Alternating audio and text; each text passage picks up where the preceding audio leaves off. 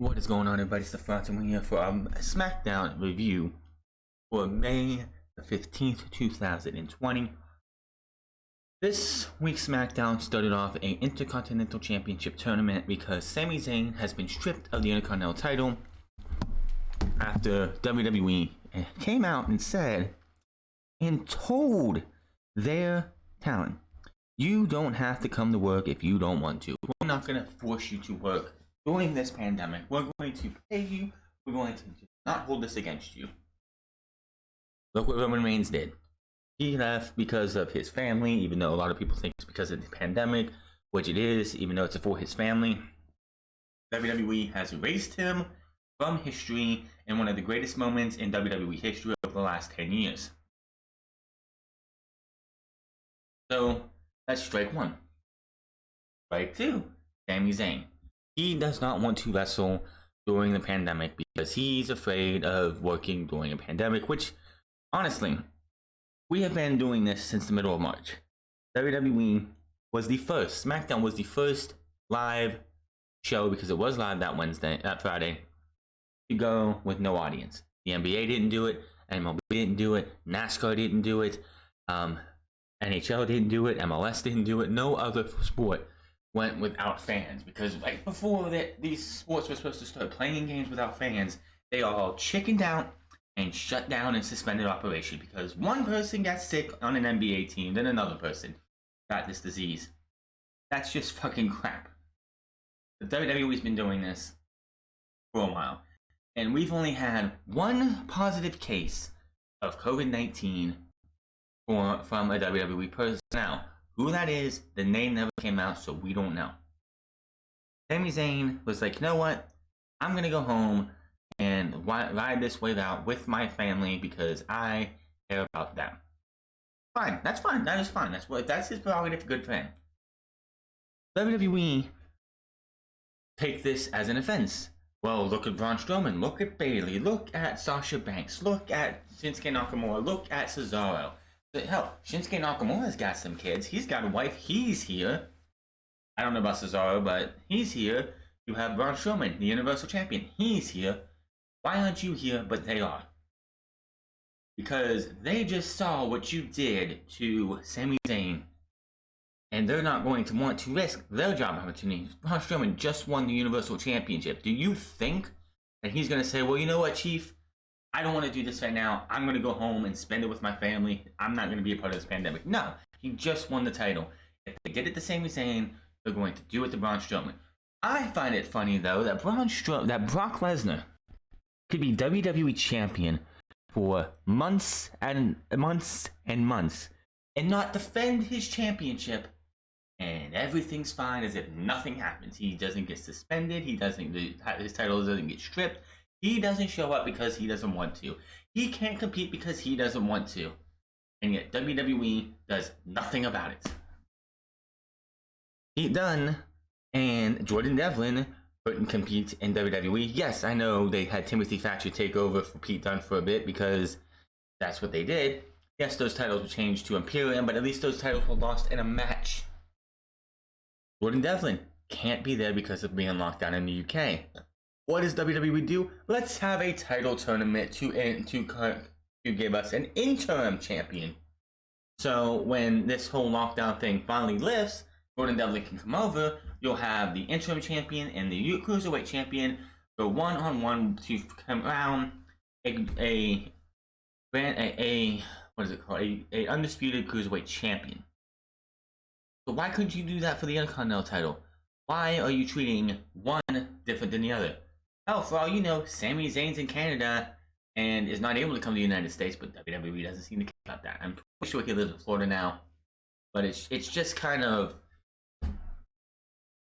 just what they've done to Roman Reigns and Sami Zayn alone shows you that why talent like a Bayley, like a Sasha Banks, like a Braun Strowman, Cesaro, Nakamura, Elias, Corbin, and all these other talents who continue to come to work for WWE are coming and not staying home. Why not everybody has got up and walked out? If the guy, excuse me, if the guy WWE is trying to push to the moon, Roman Reigns, walks away, and WWE doesn't shut down They blacklist the guy.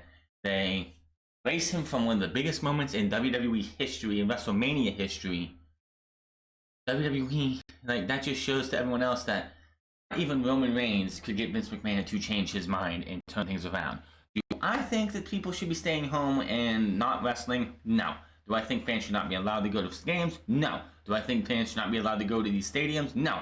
I think this is all a bunch of bullshit, misinformation, lies that the corrupted government media want you to believe that things are worse than they are. But here we are with an Intercontinental title tournament. AJ Styles on Monday Night Raw is going to be in this tournament. Why? Because brand to brand invitation, where Michael Cole said that 4 times a year a talent can go from Raw to Smackdown, and it's like he said 4 times a year. Well, is that like, so Braun Strowman can go to Smack to Raw 4 times a year, Bayley can go to Raw 4 times a year, Charlotte can go to SmackDown 4 times a year, and so on and so forth? If so, this is an enhanced version of the wildcard rule, and this is just going to get worse and worse and worse, where we see the brand split pretty much just in shambles, just like it was before the draft in October. Also in this tournament, Drew Gulak versus Daniel Bryan, that happened tonight. Elias versus Baron Corbin, and that happened tonight as well. And Sheamus versus Jeff Hardy will be the final of the first 4 matches in this tournament. Sheamus and Jeff Hardy and AJ Styles versus Shinsuke Nakamura will happen next week. Now, out of those 4 matches, AJ has no business being in there. Do they not have anybody else on SmackDown that could take that spot? Nobody else. Not a Tucker Knight, not a Otis himself, not anybody else, not Dolph Ziggler. Why couldn't it be Nakamura versus Dolph Ziggler? Oh, that's right, they're both heels. Why couldn't you have Drew Gulak versus Dolph Ziggler, or Drew Gulak versus Nakamura, and Daniel Bryan versus Nakamura, or Daniel Bryan versus Dolph Ziggler? Why did you have to give us, even though Daniel Bryan versus Drew Gulak was the best match I have seen in WWE since this entire thing started. Yes, we've had the Seth Rollins versus Drew McIntyre match, which was fantastic at Money in the Bank. We've had a couple good matches here and there, but what Daniel Bryan and Drew Gulak did tonight was fantastic. So we once again get a highlight from the Money in the Bank ladder matches at Money in the Bank, and we go straight into Miz and Morrison on Miz TV. And right out of the gate, Otis comes out before he can be introduced. He is going completely crazy. He's excited that he's Mr. Money in the Bank. He's all happy about the fact that he won that briefcase. He's jumping around the arena, jumping inside the ring and out. He's just all happy and everything. Miz and Morrison sit down in the director's chairs, and Otis goes to sit in his and just falls straight through. He breaks the seat. Miz congrats him, but it can't, for winning because he won the match, but he wonders, was that the biggest win in Otis's career? In his career, he said yes it is, but the biggest win in his personal life was winning over the heart of his beautiful peach, Mandy Rose. Which Miz is like, isn't that adorable? Isn't that sweet? Otis then tells us that he has Rolaids and Gas X in there. Is this guy Chris Farley, man? Like, seriously, they treated him. And boys and girls, if you don't know who Chris Farley is, I'm not going into this spiel. Go look him up, because this is how this feel like they were booking him, was to be the Chris Farley of WWE. Is this just what Otis's Money in the Bank entire time being Mr. Money in the Bank is going to be? All the segments are going to be comedy segments, because that's what this was. More stupid comedy for Miz and the Morrison. We got history picture, like classic pictures of Otis from when he was a baby to a kid with his mom, to him dressing up, dressing as a wrestler. And then Miz goes off. He is pissed and just pissed off that Otis, of all people, won Money in the Bank without even having to climb a ladder, and that this guy is one step closer to being Universal Champion. All he has to do is cash that in on a pro and Braun Strowman, and he would be your Universal Champion, and Miz just can't handle it.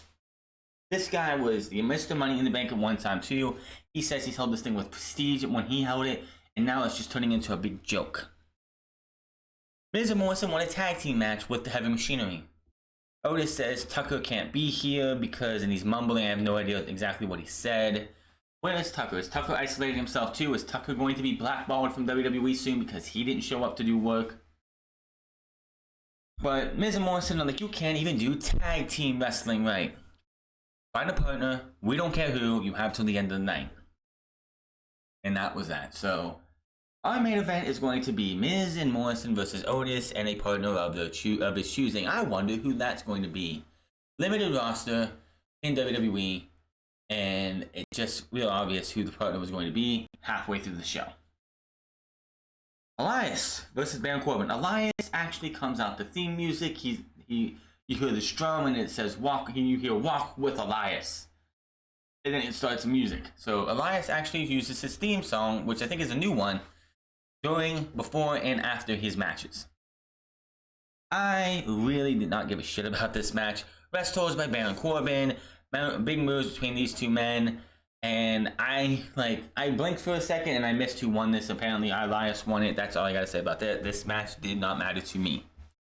All I gotta say is Elias beating Baron Corbin is a positive because Baron Corbin does not need to win another tournament. I cannot wait till the King gimmick is over, because the King gimmick is just so bad. But Elias wins. He moves on to take on either AJ Styles or Shinsuke Nakamura. If you look at the bracket, it kind of made sense for Elias to win here tonight because next week next week or probably 2 weeks from now, he takes on either a heel Shinsuke Nakamura or a heel AJ Styles.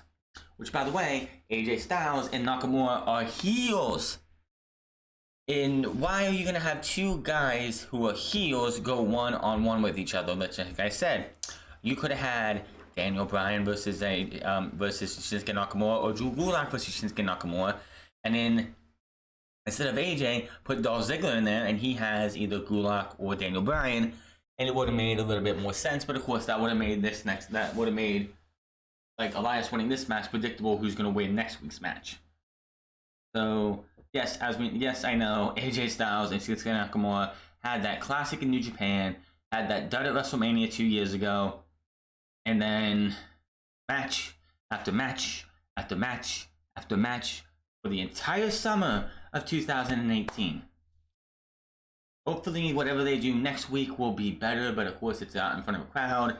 Hopefully the guys, which Nakamura is a Japanese wrestler, he should know, he and AJ, who spent 2 years in Japan, should know how to make an empty arena match look good and be able to use the show, have a match and work it as if they were in a match in Japan where the crowd is silent, well, used to be silent during most of a match.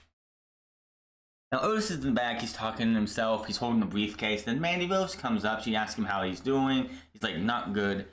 I had this match with Miz and Morrison tonight and I just can't seem to find a partner. He says, well, why don't you just ask Braun Strowman to be your partner? He is the Universal Champion.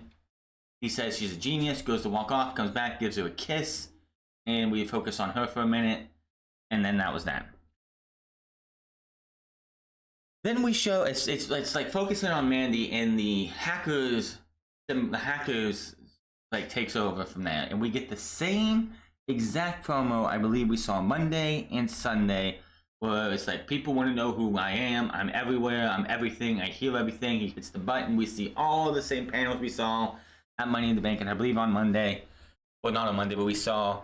So I don't know why they showed the same one. Maybe they didn't have a new reel done, but we got no new hints, no new nothing for the hacker. Whom or who is it? Probably Mustafa Ali. Again, as I said before, it doesn't matter who it is. It matters what you do with it after the person who it is becomes known. Speaking of this hacker, I mean, it's been a couple weeks now. We had the exposure of Mandy Rose and Sonya Deville and Dolph Ziggler's plan to sabotage Mandy Rose and Otis. But other than that, it's just been threats. No one else has been fucked over or screwed over or some big secret be revealed. What is going to be next for this hacker? That's my question. It's like, again, when are we going to find out who it is and what are you going to do after that? Because I'm pretty sure whoever it's revealed to be, or if it's more than one person, maybe 3 people, I know people out there like, oh, it's got to be AJ Lee. I mean, there's a possibility that she's a part of this, and I'm like, yeah, I don't think so, because AJ Lee, I'm pretty sure, has no desire to come back to WWE. I mean, yes, of course, she'll go out there on an interview and say, yeah, she misses it, but she also is better off now than she was being in WWE. But if it's turned out to be Chad Gable and Mustafa Ali, it's like, yeah, it's great that they had this whole hacker thing and it's been going on, but you really can't be sneaking around or doing the whole mysterious hacker thing once it's revealed. So it's like, I honestly feel like this is going to be something that gets dropped.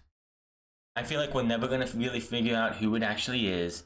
It's going to go on for a couple weeks, it's going to go on for a couple months, and by the time SummerSlam comes around, the hacker thing isn't seen anymore. Mustafa Ali and Chad Gable are back to just being on TV with no explanation what happened, no explanation of what happened to the hacker, who the hacker or hackers were, and then we're just going to move on. I mean, GTV was a thing back in the day that was a candid camera type segment, and we never found out who that was, so I have a feeling that this is going to be one of those things where we never find out who the hacker is. We go back into the arena, we're at Braun Strowman, and Otis comes up to Braun Strowman. He asks him that, I don't know if you saw Miz TV earlier, but I need a partner tonight. Tucker can't be here. And Braun's like, you really just want me to be your partner, or are you just trying to find an excuse to get me to tag with you tonight so you can cash that in on me? He did congratulate him about being Money in the Bank too. They both congratulated each other. Otis is like, no, it's just to be a tag team partner. And Otis is like, Braun Strowman's like, you know what? I respect you because you had the balls to come up and ask me yourself. So you know what? I'm going to think about it. He walks away. Otis is just like, okay, he's going to think about it. Naomi versus Dana Brooke. This match is happening because when we were on our way to Money in the Bank, Naomi took on Dana Brooke in a qualifying match, and Dana Brooke won that match by the skin of her teeth. Naomi feels like she should have won that match. She should have been in Money in the Bank, and she would be Miss Money in the Bank, even though they forget to mention that the Raw Women's Championship was in that briefcase, so winning the Raw Women's Championship, yeah, I don't think so. So this match is a nothing match. But I mean, Naomi's trying too hard to, beat Dana Brooke. She does go for a split-legged turnaround pin, but Dana Brooke just sits on her. 1, 2, 3. Dana Brooke wins again. Are they turning Naomi heel? I have a feeling that Naomi is losing these matches, in a screwed up manner or fucked up manner to Dana Brooke because they're going to turn her heel. That's just my thoughts. Charlotte Flair comes out. Oh, buddy. She's here because she is Monday Night Raw's invitation, even though she is the NXT Women's Champion. So she's on Raw. NXT, she has the NXT Championship, so she's allowed to go to NXT. So that doesn't mean that NXT is a part of this brand-to-brand invitation. It's just the fact that she's the champion. She could be on all 3 brands. She again says she's the hardest working woman in the brand, and then she's like, well, I'm sure people ask him, well, if you're working so hard, how are you able to work so hard and be on all 3 brands? Then she says that the numbers are in and the data is clear, that it is shown that everybody wants more Charlotte. What? Are you kidding me? Everybody wants no Charlotte. Honestly, if Andrade knocked her up and she became pregnant as well and she went away for 9 months plus, everything in WWE would be a little bit better. Honestly, if she wanted to take a 6-month vacation just for the fucking hell of it because her name is Flair, I'm all for it because nobody wants to see Charlotte. Her promos suck. Her in-ring work is deteriorating. She's regressing every single week, every single month, every single year. She is getting worse and worse and worse in the ring. So Charlotte, as the champion, the NXT Women's Championship has lost a lot of value. That was the top women's championship in all of WWE. And it just continues to fall to every single week that Charlotte holds that championship. Rhea Ripley should have won that match. It would have made a big... It would have helped Rhea Ripley elevate her up higher than she would be. But they gave it to Charlotte Flair because they wanted to win the ratings war against AEW. And even though the ratings are down for both shows, AEW still is smacking the taste out of NXT's mouth. Bayley and Sasha Banks come out.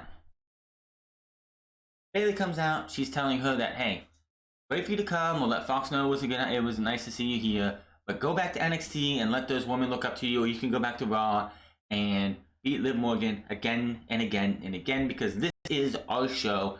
We are the role models. We run this show. And we don't need you here. Charlotte doesn't want to talk to Bayley. Even though she does say, well, let's see, Bayley. Like, when you were the NXT Women's Champion, Sasha made you relevant. And now, the only reason you're NXT Women's Champion, I mean, not NXT, but you're SmackDown Women's Champion is because of Sasha Banks. Then she turns her attention to Sasha. And she's like, we main evented the first Raw together. We main evented the first pay-per-views together. You're a 6-time Women's Champion, and you're okay with being in Bayley's shadow? And of course, Bayley takes offense to this. Doesn't want Charlotte to be talking shit about their friendship and everything. She wants somebody in the back to cut Bayley's mic so Sasha can't answer. And then Bayley's like, you know what? I'm tired of this. I want a match. And Charlotte's like, you know what? I accept. But I have one question. Not for you, so move out of my way. Sasha, are you your own woman? Or are you okay with being Bayley's lackey and being an afterthought? Woo! And she walks out of the ring. So the crack between Bayley and Sasha Banks continues to slowly form. And when I'm hoping, when that turn happens and Bayley is knocked out by Sasha Banks in a couple months, that there's a crowd there to give that reaction that it fucking deserves. That is, if it gets that far, because WWE, as far as we know, could end up doing what they always do and drop this because it's Bayley and Sasha Banks. And how many fucking times has it looked like we would have Bayley versus Sasha Banks in an actual feud, only for WWE to go backtrack on it and like drop it immediately? Miz and Morrison are in the back. They're asked about Strowman possibly teaming with Otis. Morrison, of course, mocks Strowman for being. He says he's a strong man, not a smart man. They make fun of him, they make fun of Otis, and then they dance away. Gee, I wonder who's going to be teaming with Otis at the end of the night. We get a PSA from the Forgotten Sons as it interrupts the the show, saying, we went to serve our country for things we believed in, truth, justice, and other things. We came back, but we weren't welcomed back with open arms. Now we're going to welcome everyone with open fists. Will they actually be cared about this time around? Probably not. The Forgotten Sons never got a footing in NXT for a multitude of reasons. One, because they are a heel faction, but then you have the Undisputed Era, who are in that top heel tag team role the Forgotten Sons were never going to get to. And will they be able to do it on Smackdown? Possibly, if they get a chance. But knowing WWE, this team will disappear, be forgotten, and then they'll break them up. Jackson Riker will be taken as on his own, and Wesley Blake, and Steve Cutler will be forgotten again. Daniel Bryan vs. Drew Gulak in IC title tournament's first round. This, of course, is going to be the second of 4 matches, the second of the night. This was a damn good match. If you're not somebody who likes technical wrestling, then you hated this match, I'm pretty sure. This was on par with a Zack Sabre Jr. type match where it was technical from start to finish. This was great. They shake hands as the match starts, and these two are as technical as a match you will see. Wrist locks, waist locks. Bryan gets a yes lock on, but Gulak gets to the ropes. Gulak goes for the Gulak, but for a bit, but Bryan gets out of it. Double underhooks by Brian. Gulak ends up suplexing him over, gets a 2 count. Brian goes for an armbar, but Gulak stops that. Back from break, and Gulak is in charge, as when we went to break, Daniel Bryan was thrown over the ropes, and I swear his head hit the ground. Scary looking bump. Brian lifts up, and Gulak has a headlock on, and Brian takes his knee and just takes his leg, wraps it, folds it up, and drops it on his leg 3 times. The first 2 times, Gulak continues to hold on. The 3rd time, he has to let go. Dragon screw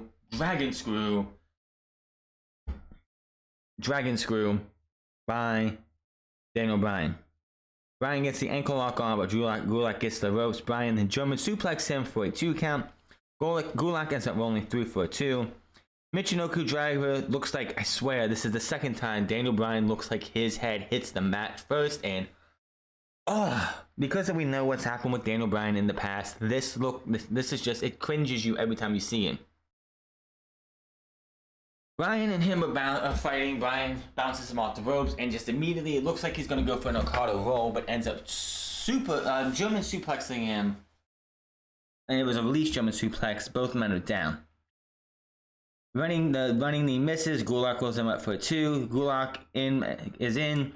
But Bryan rolls through, gets the guest lock attempt. Gulak do that. Then he hits Daniel Bryan hits the nastiest dragon screw I think I've ever seen. Usually when you do a dragon screw, the person's leg is going to go out straight as you do it, but Gulak's foot hits the mat. If he doesn't have a minor twist in his ankle or his knee, I would be shocked. Bryan it goes into the heel hook, keeps it in. Gulak is trying to fight, but Daniel Bryan's got it in too tight, and he has no choice but to tap out. Daniel Bryan beats Drew Gulak in what was a hell of a match. I said it on Twitter, I'll say it again. If this would have been from when this match started, this match would have been the rest of the show. I wouldn't have even been mad, because these guys went out there and gave you one hell of a match.